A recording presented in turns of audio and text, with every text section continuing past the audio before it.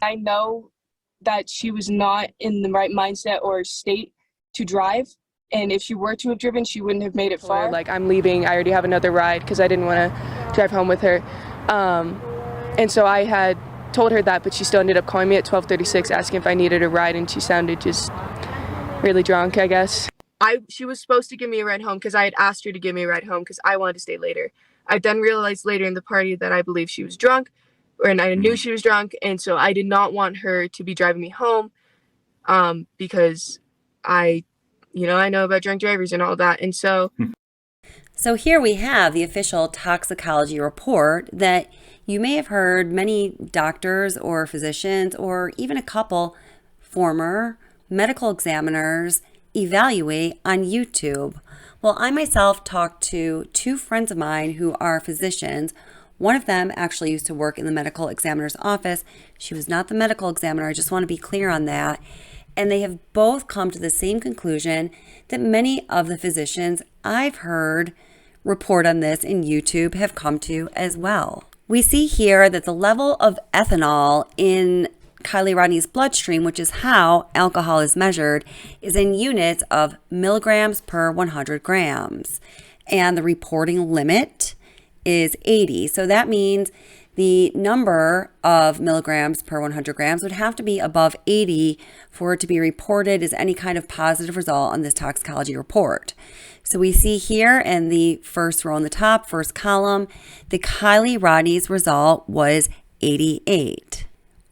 What I have learned from my two friends who are physicians, one of them who used to work in the medical examiner's office, is a similar finding to what Dr. Latina announced on Zav Girl's channel, and I've heard a couple other physicians discuss on other YouTube channels, is that a level of 88 could be accounted for by the process of decomposition itself. So something we learned in the Shan Watts case, or that you might know if you know more about autopsies and medical facts in general that I do, is that when a person passes away and a body goes through the process of decomposition, the process of decomposition itself creates alcohol as a byproduct.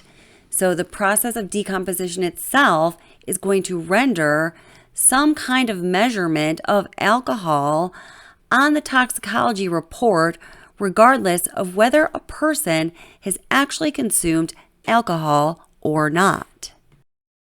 So something that we need to know when we're looking at this chart I'm about to show you is a finding of 88 on a toxicology report for ethanol levels is going to be equal to 0.088 when we look at this chart. So we can say, even that it is 0.9, okay?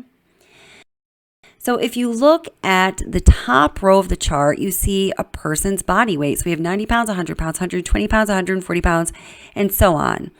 So Kiely Rodni weighed only about 100 pounds. So if you now look down that column and find the 0.9, so her level was 88, which is 0.088. Let's round that up to 0.09.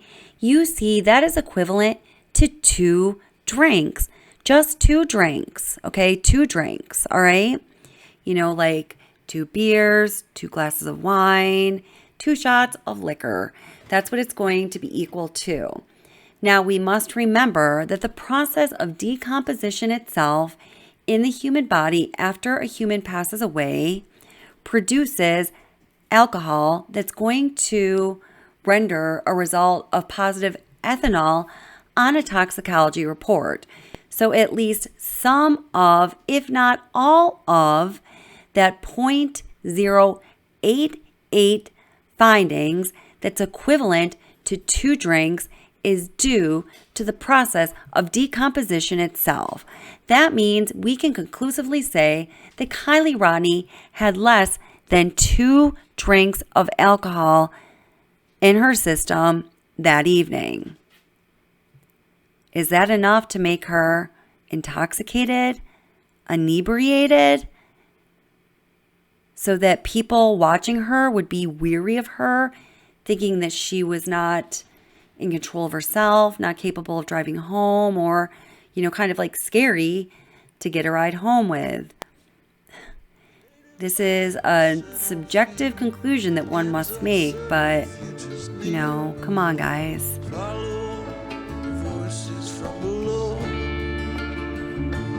Wherever I go, there's a chain. My own shackles drive me insane. Let your body